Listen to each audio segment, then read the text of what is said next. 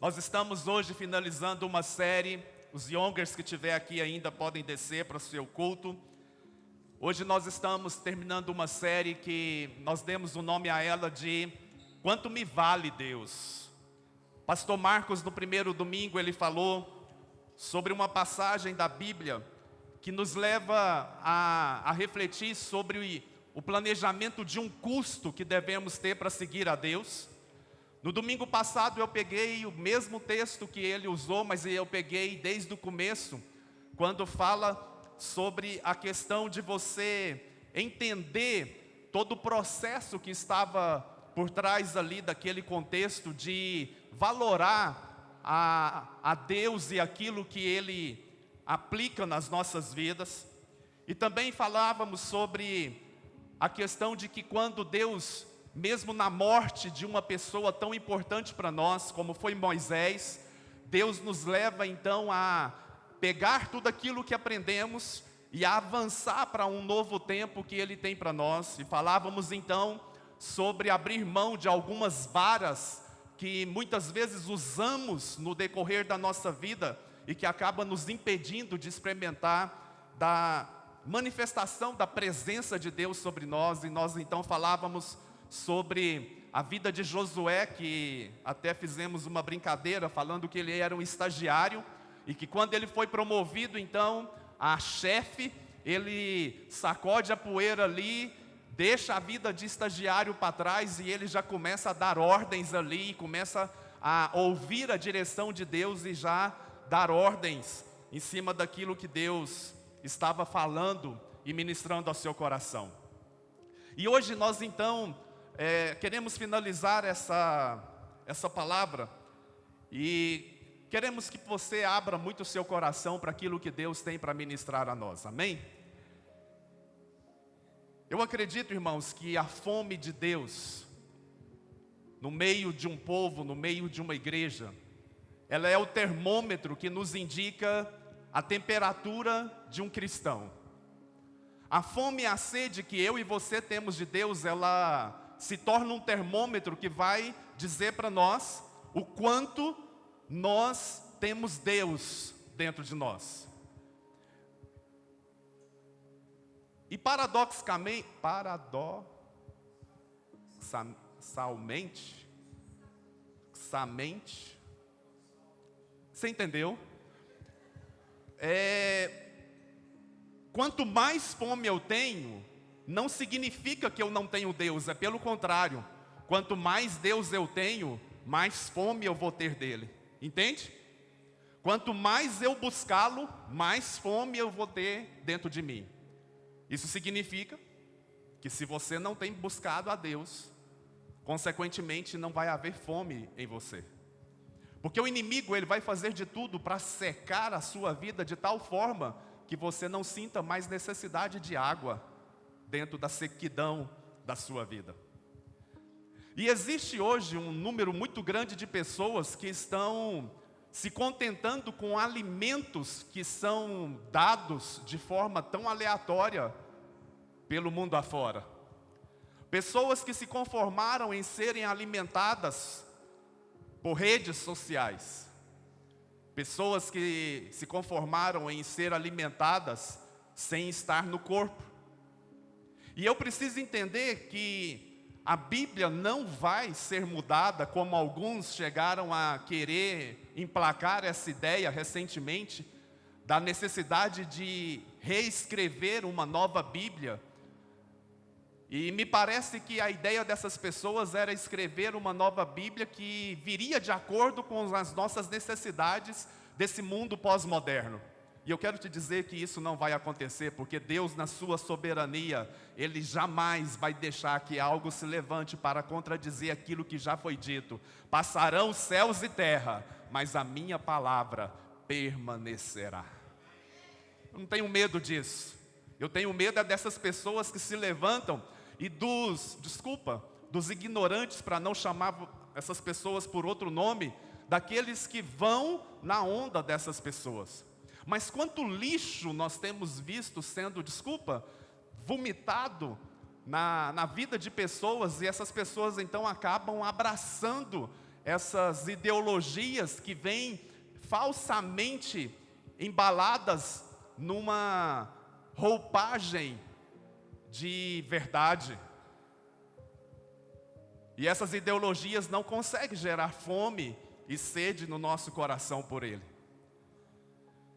A Bíblia fala que aquele que me ama, eu também o amarei e me revelarei a Ele. Às vezes você está só se contentando com receber o amor de Deus por você, mas o que a Bíblia fala é que aquele que me ama, além de receber de volta o amor de Deus, mais do que isso, Ele vai se revelar a você. Tem um texto que diz assim: buscar-me-eis e me achareis quando me buscardes, de quê? De todo o vosso coração. Buscar-me-eis e achareis. É certeza. Quando eu busco o Senhor, então, de todo o coração, eu já tenho a certeza de que eu vou encontrar com Ele. Isaías capítulo 26, verso 3, também diz algo muito interessante. Cadê? Tu guardarás em perfeita paz aquele cujo propósito está firme, porque ele confia em ti. Vire para a pessoa que está do seu lado e fala assim: você precisa confiar em Deus e permanecer firme. E aqueles então que estão firmes no propósito, o que Deus faz com ele? São guardados. Só que não é de qualquer forma. São guardados em quê? Em perfeita paz. E aqui, irmãos, eu me lembro então de uma pessoa que possivelmente seja um dos nomes mais falados na Bíblia pós Jesus, apesar de que eu gosto muito de Paulo, e ultimamente eu ando gostando muito de Paulo, principalmente por causa das nossas aulas de estudo bíblico. Mas Davi, ele é um homem que, possivelmente uma pessoa que não tem o hábito de frequentar nenhuma igreja, ele já ouviu falar muito de Davi, o homem segundo o coração de Deus, né? E a gente entende que Davi era uma pessoa que tinha muita fome e sede de Deus. Ele era uma pessoa que mesmo no deserto, sem nenhuma audiência, sem nenhuma plateia, ele compôs grandes salmos, e que na verdade são hinos, cânticos, e que muitos deles foram inclusive usados para se tornarem cânticos em nossas igrejas, desde igrejas mais antigas. Muitos, mas muitos desses salmos se tornaram verdadeiras músicas que são cantadas até hoje. Davi e sua comunhão com Deus, então, ele foi transformado por essa comunhão no matador de gigantes. Quando seus irmãos todos ali na batalha estavam ali sendo perseguidos e sendo afrontados por um gigante, Davi, porque ele estava na presença de Deus, e esse é o intuito nosso com essa série, despertar em você um interesse e uma consciência da necessidade que nós temos individualmente e coletivamente de sempre buscarmos a presença de Deus nas nossas vidas. Davi, então, naquele momento, mesmo quando possivelmente aos olhos humanos ele era a última pessoa que alguém poderia imaginar que seria capaz de derrubar um gigante como Golias, ele se levanta então, porque havia uma presença de Deus sobre Davi, que o levou a assumir uma postura de ousadia, de coragem, de enfrentar o medo, mesmo quando todos ali não conseguiram nem coletivamente se unirem e motivar uns aos outros para isso. Somente pessoas próximas de Deus são ousadas e destemidas. Somente pessoas próximas de Deus se tornam corajosas. Somente pessoas próximas de Deus encontram uma presença que as fazem ser diferentes de todo o restante. A intimidade com Deus precisa nos transformar, irmãos. A intimidade com Deus precisa nos levar a sermos pessoas diferentes da maioria. E quando eu olho para a palavra da semana passada, que eu dei o título de não terceirizar a presença de Deus, eu entendo que muitas vezes nós estamos tão acostumados em terceirizar a presença de Deus, que nós, por por um ensinamento, inclusive secular, que aprendemos lá na escola, nas nossas aulas de história, lá, história geral, quando víamos a Idade Média sendo, de uma forma tão dura, sendo implacada no meio da sociedade, nós nos acostumamos, inclusive, com isso daqui, que inicialmente não foi para uma dinâmica de facilidade de culto. Na verdade, a plataforma que começaram a se criar dentro de templos foi para dizer para as pessoas que estavam lá assistindo de que quem estava aqui era superior a quem estava lá atrás. E isso não é verdade. E nós falamos muito disso a semana passada. Falamos muito sobre a questão de você entender que a presença de Deus hoje ela é acessível para todos e não para um líder ou para alguém que se oferece a estar ali. E Josué, então, foi uma figura muito emblemática, porque ele foi o sucessor de um homem que, dizíamos na semana passada, um homem tão enigmático, que a Bíblia nem sequer, hoje, nos dá margem para descobrir onde é que o corpo dele fora enterrado, que foi a vida de Moisés. Tamanha foi a importância de Moisés perante uma geração, e possivelmente 2 ou 3 gerações mais próximas ali. Ele foi uma figura tão importante para aquelas gerações, que Deus não permitiu que o corpo dele fosse enterrado num lugar que ninguém soubesse, para que não disputassem o corpo dele e o transformassem no ídolo. Tamanha foi a importância daquele homem. E aí Josué então se levanta, recebe uma palavra de Deus, e Deus vira para Josué e fala: "Sê forte e corajoso, porque eu estou te levantando agora." E Josué então prontamente obedece aquela palavra, e você vai ver então Josué conquistando a primeira cidade, que se chama Jericó, a partir de uma crença de que a presença de Deus estava indo à frente. Quantos gigantes da nossa vida, quantas fortalezas precisam ser destruídas, quantos problemas precisam ser resolvidos com essa consciência muito enraizada dentro de nós, de que a presença de Deus que vai nos levar à conquista de uma vitória. Quantas vezes você e eu fomos desafiados a olhar para as circunstâncias e não ver que elas estavam corretas. E como é difícil isso, irmãos. Como é difícil olhar para uma situação e não conseguir duvidar de que a promessa de Deus parece que está sendo falha naquela hora. Será que é só comigo que acontece isso? Será que só eu que em algum momento da minha vida duvidei da palavra de Deus? Duvidei daquilo que Deus havia dito? Duvidei de que a palavra de Deus era verdade? Quantos de nós já não enfrentamos esses gigantes aqui, na nossa mente? Quantos de nós talvez já não fomos dormir duvidando de que Deus realmente se importa conosco? Quantos de nós já fomos dormir com aquela sensação de que parece que Deus se esqueceu de nós? Parece que Deus nos abandonou? E como é difícil lidar com esses pensamentos que se agigantam dentro de nós e que de repente eles tomam uma forma tão violenta dentro de nós, que aí nós passamos a nos mover diante do que eles estão falando e não diante do que a palavra de Deus nos diz. Mas a intimidade com Deus nos faz vencer as batalhas mais íntimas do nosso ser. A intimidade com Deus nos faz vencer os gigantes maiores que se levantam dentro de nós. E aí, voltando para Davi, nós vemos que sem espectador algum ele mata um leão e um urso antes mesmo de ser levantado como rei. Sabe por quê? Porque havia a presença de Deus em Davi. Havia um senso de responsabilidade. Quando temos presença de Deus, nós não precisamos que ninguém pingue um óleo na nossa cabeça ou nos comissione para termos um cargo qualquer na igreja ou em qualquer lugar por onde passamos. Quando nós temos presença de Deus, nós sentimos uma necessidade de nos oferecer e estender a mão para ajudar quem quer que for que esteja do nosso lado. Sim ou não, irmãos? E aí nós entendemos então que antes de vencer as batalhas públicas, antes de ser um grande rei, como talvez é conhecido até os dias de hoje, Davi enfrentou as suas batalhas pessoais.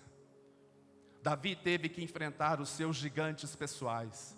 E houve momentos em que Davi falhou, houve momentos em que Davi pecou. Então eu não estou aqui dizendo para vocês, eu não estou querendo pregar um evangelho aonde se você errar, você não serve mais, não. A intenção aqui é falar para você que a presença de Deus na nossa vida, ela precisa ser tão grande a ponto de nos impedir de avançar em qualquer direção ao erro nas nossas vidas. Mas o que nós vemos hoje? Nós vemos igrejas cheias de Davi?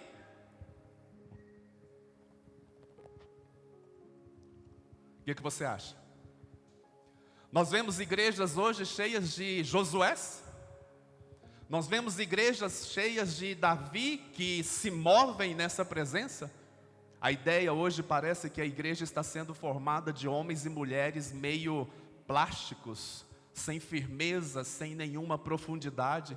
Homens e mulheres que diante de qualquer pressão e dificuldade pensam em abandonar o barco e chutar tudo por alto e desistir da fé e desistir daquilo que talvez passaram a sua vida toda acreditando simplesmente porque as coisas não estão dando tão certo. Pessoas que abandonam princípios da sua vida cristã simplesmente porque as coisas não estão indo tão bem. Mas Deus, conforme nós lemos em Isaías, Ele é atraído por pessoas que permanecem firmes. E um evangelho muito barato começou então a ser pregado por aí, um evangelho que parece que está liberando as pessoas geral, e que está dizendo para as pessoas, olha, está tudo liberado, você pode fazer o que você quiser, porque o evangelho da graça nos leva a experimentar a bondade de Deus a tal ponto, que eu posso viver uma vida dissoluta a qualquer momento, porque simplesmente a graça me salva. Mas se você estudar o que Paulo escreve aos Gálatas, por exemplo, nós falávamos isso na nossa aula de estudo bíblico. Paulo cita lá em Gálatas, para que eles possam permanecer, pois, firmes. No sentido de entender que existe uma participação nossa em toda essa manifestação da glória de Deus, nos levando a experimentar um evangelho que nos liberta, sim, mas que nos leva a uma consciência da verdade. Hebreus capítulo 12, acho que é 12 mesmo, não está aqui nos planos não, mas eu acho, só um minuto. Hebreus capítulo 12, verso 4, diz assim, ora, na vossa luta contra o pecado ainda não tendes resistido até ao sangue. Então isso vai de contra esse evangelho barato que está sendo pregado por aí, porque o autor de Hebreus está nos dizendo o seguinte, olha, o evangelho que nós precisamos viver e anunciar ele ao mundo, é um evangelho que diz que se luta contra o pecado até o ponto de suar sangue. Se luta contra o pecado até o ponto de você entregar todas as suas forças na resistência contra um pecado. O meu artista está aí? Tá não, né?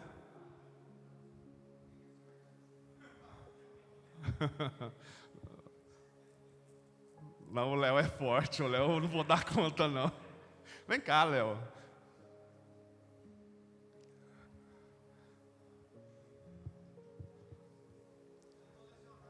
É? Então vai dar bem então. Hã?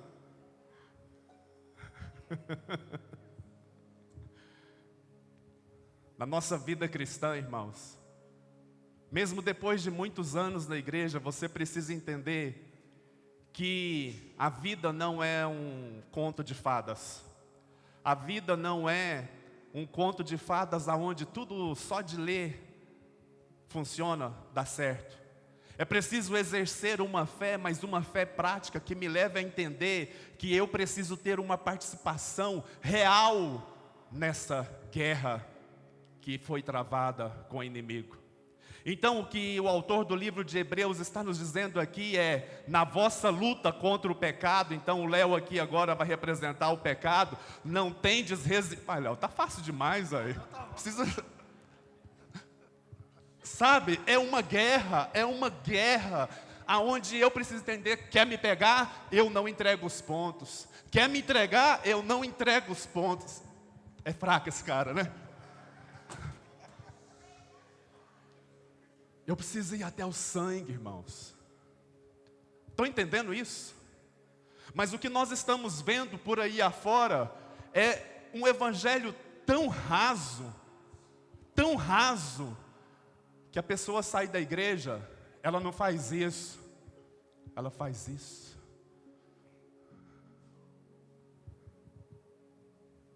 E você sabe o que é pior? É porque nós estamos achando isso normal. Nós estamos achando isso normal.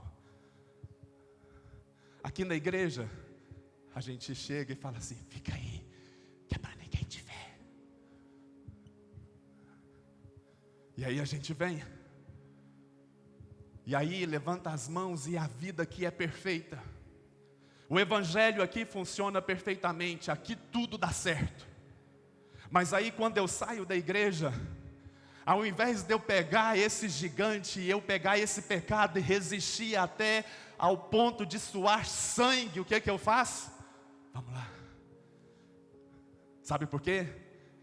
É uma boa companhia. Ele alimenta o meu ego, ele alimenta a minha carne, ele me dá prazer. E você sabe o que acontece? Ele me rouba a fome e a sede por Deus. E eu vou, sem menos esperar, gastar mais tempo com Ele do que aqui. E eu vou dar desculpas, porque todo mundo dá as desculpas, eu acabo plagiando essas desculpas e eu falo: eu estou cansado, ou eu não tenho tempo. Você arruma tempo para tudo que você quiser na vida, menos para Deus e para as coisas de Deus. É incrível. Chega, estou gostando de ficar perto do seu não.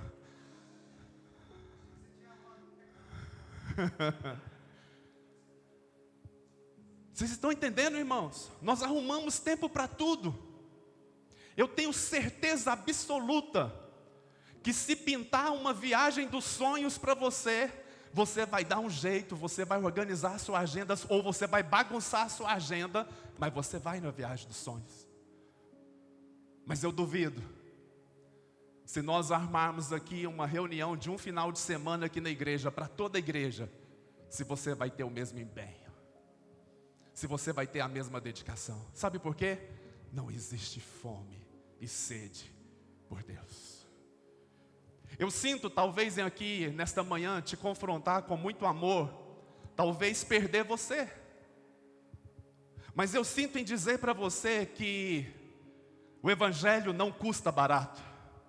Evangelho barato, ele não presta. Evangelho que não nos leva a um confronto conosco mesmo, ele não é evangelho. Evangelho é boas novas, porque ele nos diz: arrependei-vos, porque é chegado o reino de Deus. Sabe por que evangelho é boas novas? Porque ele está dizendo para você: o seu destino era o inferno, mas eu na cruz pago um preço para que você possa povoar os céus. E mais do que entrar nos céus, você pode reinar nos céus. Jeremias capítulo 17, versos 7 e 8. Olha o que esse profeta diz.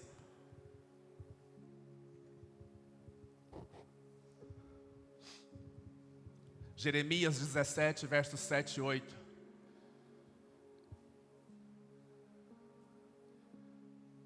Bendito é o homem cuja confiança está no Senhor, cuja confiança nele está. Ele será como uma árvore plantada junto às águas e que estende as suas raízes para o ribeiro. Ela não temerá quando chegar o calor, porque as suas folhas estão sempre verdes, não ficará ansiosa no ano da seca, nem deixará de dar fruto.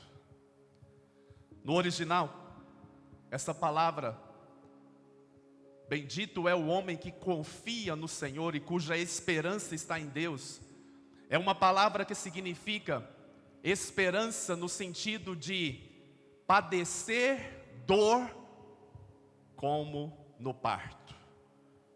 Os homens não conseguem muito ter noção do que é essa dor. Algumas mulheres também não, porque nos dias de hoje se tornou um pouquinho mais fácil, né? Marca uma cesárea ali e vai. Mas há todo um processo de geração que nós não podemos desconsiderar o que implica isso em mudança e transformação na vida de uma mulher. Mas sofrer como dor no parto é a mesma coisa de eu poder dizer para você, olha, é o sofrimento que tem um propósito na minha vida. É o sofrimento que Deus me permite passar, porque Ele sabe que lá na frente tem um propósito. Vou falar mal do meu irmão aqui agora. A minha mãe era uma pessoa muito correta na nossa educação. A minha mãe só foi finalizar os estudos dela depois de 40 anos de idade.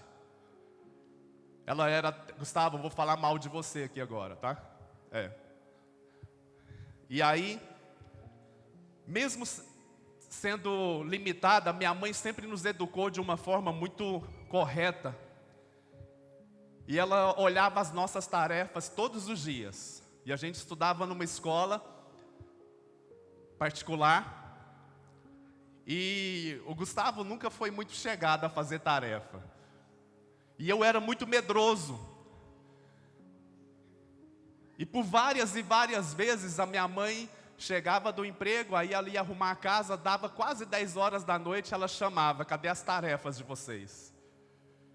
Matemática, e eu sempre fui bom em matemática, fui até professor do meu irmão de matemática. Sabe o que o Gustavo fazia? Ele colocava só as respostas lá, tudo errado. E olha só o critério da minha mãe. Ela não pegava o caderno e só olhava se a gente tinha feito a tarefa. Ela ia corrigir conta por conta. E o bonito lá sabia que a minha mãe ia fazer isso, e mesmo assim ele só colocava a resposta errada. Só que detalhe, eu tinha que ficar do lado dele, junto com a minha mãe, corrigindo a tarefa errada dele. Por que eu estou dizendo isso para você? Porque quando nós vamos educar um filho, muitas vezes nós vamos levar o filho a ter comportamentos que na hora ele não gosta, que ele não entende, mas nós estamos olhando o propósito. Deus vai agir assim comigo e com você. Ele vai permitir você passar por situações e por lutas, por dificuldades que na hora você não entende, e a sensação que você tem é que Deus se esqueceu de você, ou que Deus talvez está exagerando com você, mas Ele está vendo lá na frente. E Ele está dizendo, eu sei aonde vai dar, pode confiar em mim. Pode acreditar, vai dar certo. Pode acreditar, vai funcionar. Pode acreditar, você vai mudar. Pode acreditar, as coisas vão ser resolvidas. Pode acreditar, você vai mudar, você vai ser transformado. Não vai ser em vão tudo isso que está acontecendo com você. Existe um propósito para a sua dor. Você pode colocar a mão no seu coração aí e dizer, existe um propósito para a minha dor.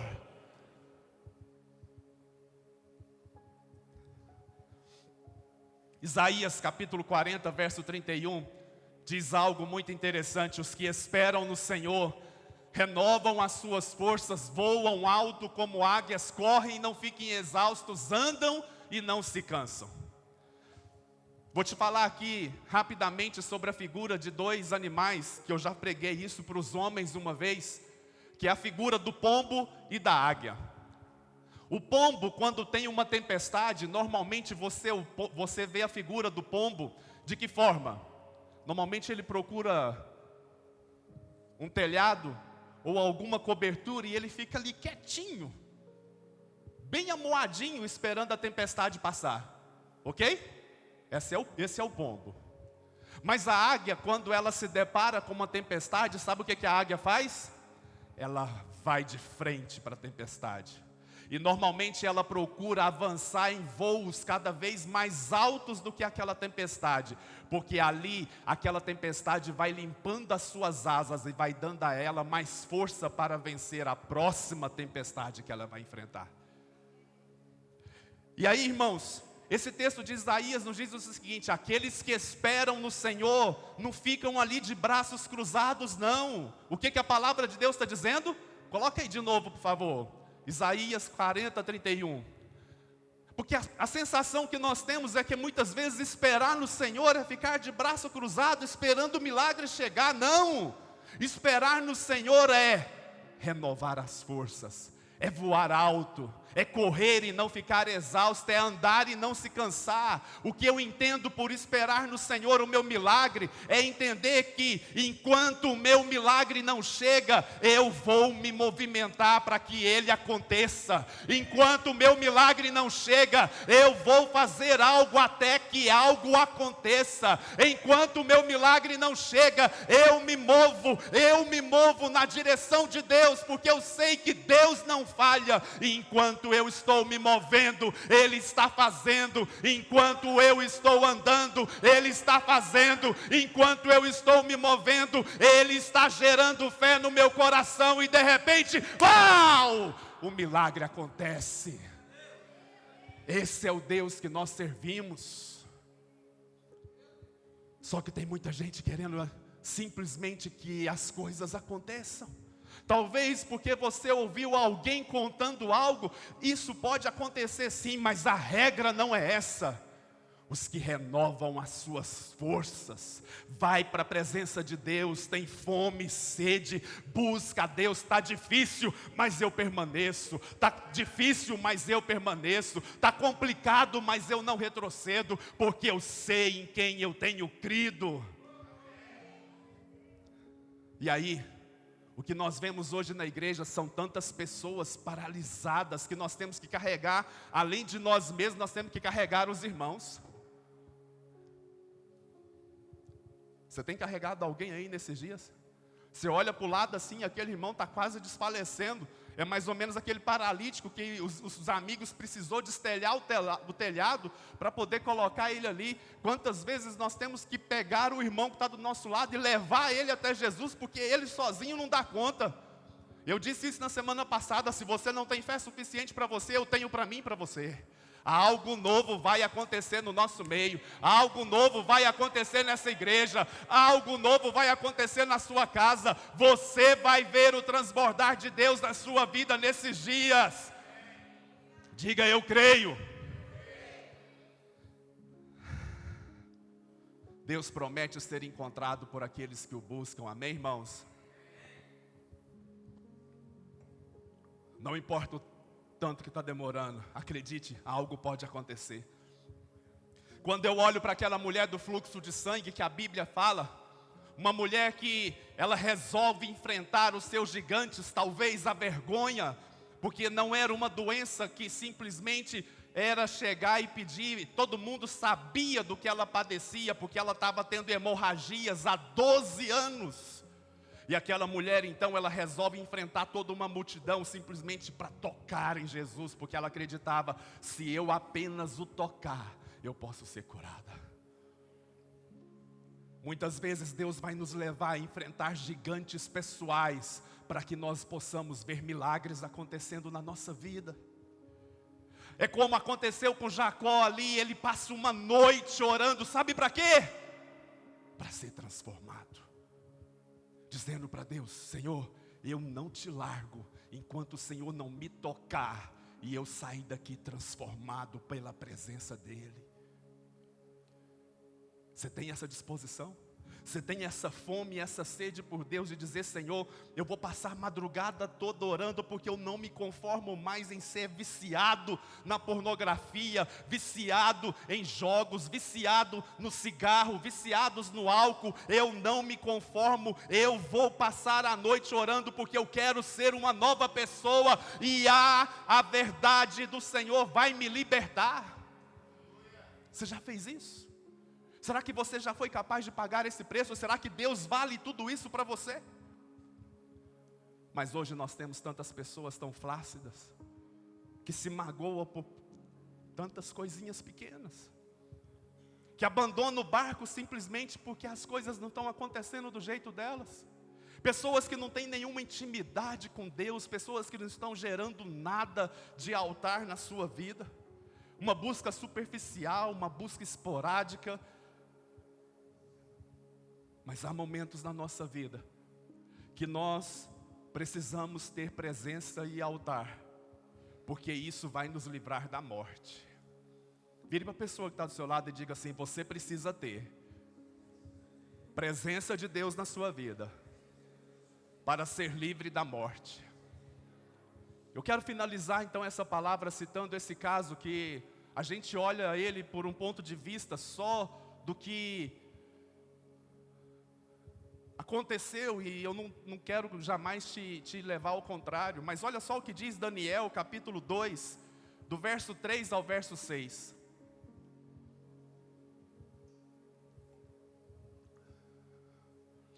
Este lhes disse: tive um sonho que me perturba e quero saber o que significa. Então os astrólogos responderam em aramaico ao rei: ó rei, vive para sempre. Conta o sonho aos teus servos e nós o interpretaremos. O rei respondeu aos astrólogos: esta é a minha decisão.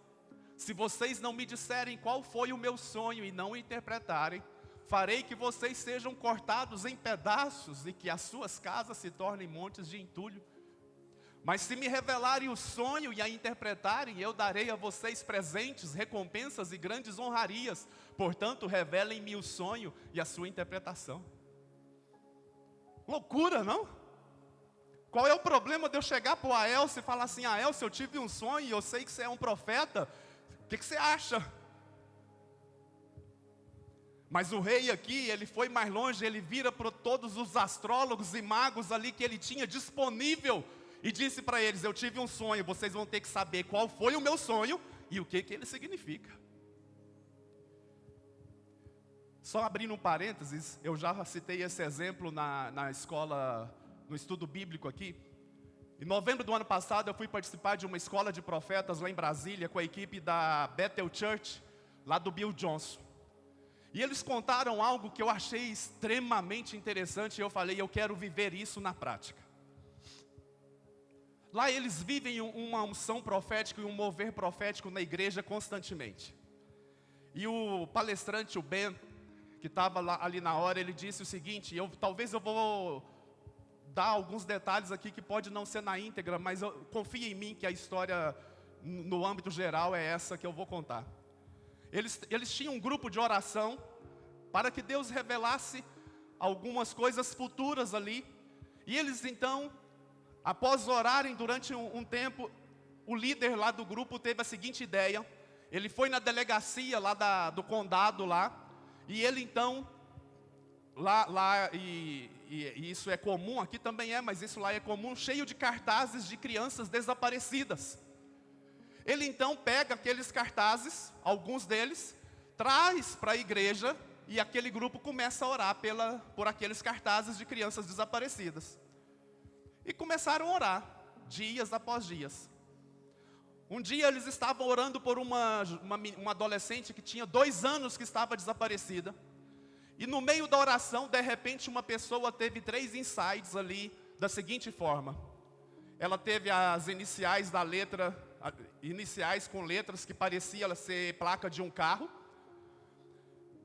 Teve o nome de 2 homens que veio a ela.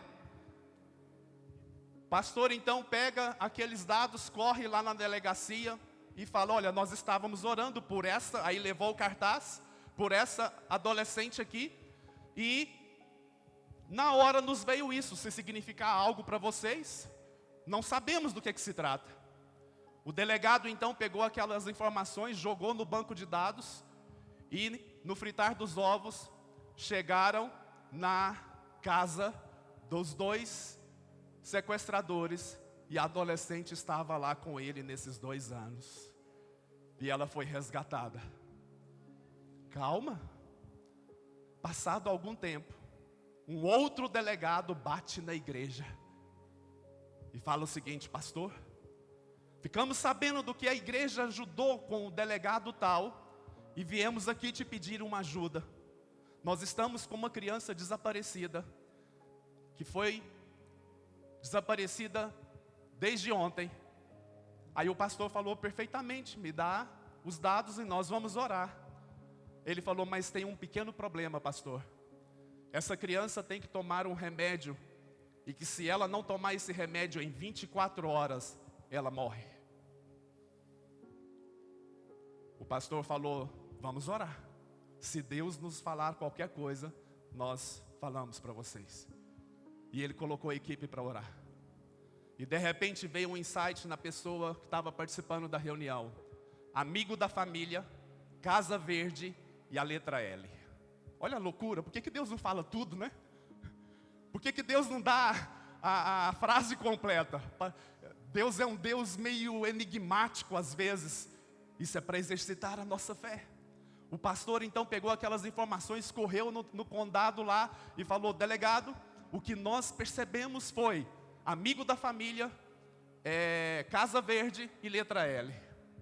O delegado correu para a casa da família e falou assim, olha, a igreja lá que resolveu um problema recentemente, estava orando pelo seu filho e teve essas coisas aqui, olha se faz sentido. Vocês por acaso têm algum amigo da família que mora numa Casa Verde? E aí pensando, temos. Quando foram bater na casa desse amigo, a rua que ele morava, e eu não sei dizer o nome, ele falou o nome lá, a inicial da rua começava com a letra L. E quando chegaram lá, o menino estava na casa. Essa é a igreja que eu quero, irmãos. É uma igreja que acredita em milagres, não só para provisão financeira, não só para Deus nos abençoar e nos sermos fartos de bênção. É uma igreja que faz diferença lá fora. É uma igreja que muda a sociedade lá fora. É uma igreja que vai ser procurada pelos homens lá de fora dizendo, ei, eu quero pedir ajuda de vocês. Eu quero a ajuda de vocês. Daniel capítulo 2, verso 19 a 22, ele diz o seguinte, olha só, e essa é uma palavra para mim e para você nesta manhã. Então, o mistério foi revelado a Daniel de noite, diga de noite. Aqui é eu interpretando, tá?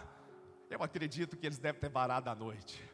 Eu acredito que eles devem ter pegado, a Daniel chamou os amigos e falou, para tudo, cancela toda a agenda. Porque se nós não tivermos algo de Deus, nós vamos morrer. Tem hora, irmãos, que nós precisamos ir para a presença de Deus, porque senão nós vamos morrer. Daniel louvou o Deus dos céus, verso 20, e disse, louvado seja o nome de Deus para todo sempre, a sabedoria e o poder a Ele pertence. Ele muda as épocas e as estações. Ele destrona reis e os estabelece. Ele dá sabedoria aos sábios e conhecimento aos que sabem discernir. Verso 22. Revela coisas profundas e ocultas. Conhece o que jaz nas trevas e a luz habita com ele. Eu quero declarar nesta manhã que Deus é aquele que muda as nossas estações. Deus é aquele que revela o profundo e o escondido. Deus é aquele que traz a sua presença. E quando Ele traz a sua presença, aquilo de bom, aquilo de tesouro que está lá no profundo, Ele traz à tona. Ele traz a presença, o que está escondido. Deus traz a presença dEle para que eu e você possamos enxergar lá no profundo. Mas nós temos que desejar essa presença. Nós temos que desejar que esses tesouros venham à luz. Nós temos que desejar, e nós temos então que ter uma prática de disciplinas espirituais na nossa vida. Nós temos que ter prática de oração e de jejum. Nós temos que ter prática de leitura da palavra, porque isso diz para nós qual é o tamanho da fome e sede que nós temos por Deus. Qual é o tamanho da minha fome quando eu vou para a presença dEle, mesmo que eu estou lendo e não estou entendendo nada. Você precisa dar um basta nas distrações que tem tirado o foco da sua vida. Você precisa dar um basta a tudo aquilo que tem te roubado da presença de Deus. Porque muitas pessoas olham para Daniel e pensam o seguinte, não, isso aí é só para alguns. Verdadeiramente é só para aqueles que querem pagar o preço. Isso aí realmente é só para alguns, porque não é todo mundo que vai querer pagar o preço não, mas eu quero. Eu quero, irmãos, eu quero. Quanto me vale Deus então? Qual é o valor que Deus tem para mim? É o valor de eu passar uma noite inteira na presença dEle. É um valor de eu bagunçar a minha agenda tão certinha, porque eu já coloquei que segunda é o meu dia de fazer X, terça é o meu dia de fazer Y, quarta é o meu dia do Z, quinta é meu dia do D. E aí a semana passa e eu entendo que parece que o único dia para mim estar com Deus é aqui. Mas eu hoje quero tomar uma decisão de bagunçar toda a minha agenda. Se for preciso eu rever toda a minha história e dizer: Deus é mais importante do que qualquer coisa na minha vida. O que você estaria disposto a fazer? Até quando você quer se conformar com o evangelho barato para você? Até quando você quer se conformar com uma vida rasa, medíocre, e achar que o único lugar para pessoas que vivem essa intensidade é aqui, de quem está aqui em cima, porque ele é um líder? Não, irmãos, isso aqui está acessível para todos nós. Chega de um evangelho barato. Chega de ficar preocupado com o bem-estar de vocês, com muito amor eu falo isso. Chega de ficar preocupado em medir palavras, com medo de se você vai ficar magoado comigo ou não, e talvez você nunca mais volta para a igreja. Conhecereis a verdade e a verdade vos libertará.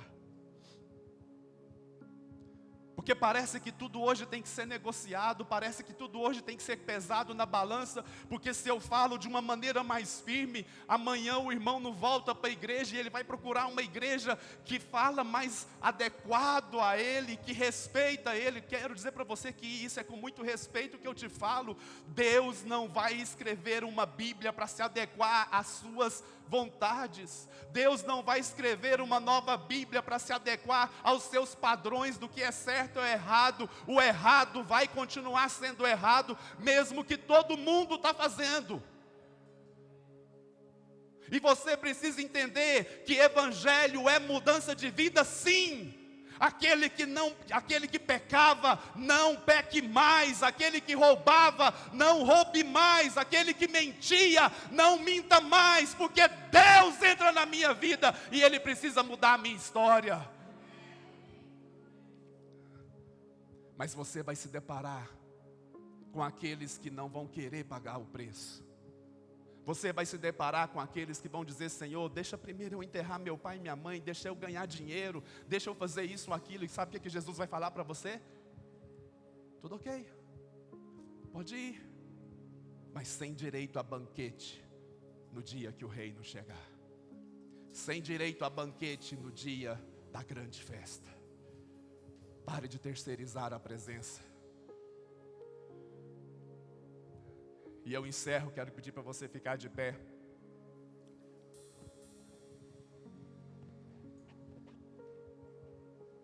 Lendo Daniel capítulo 2, verso 28.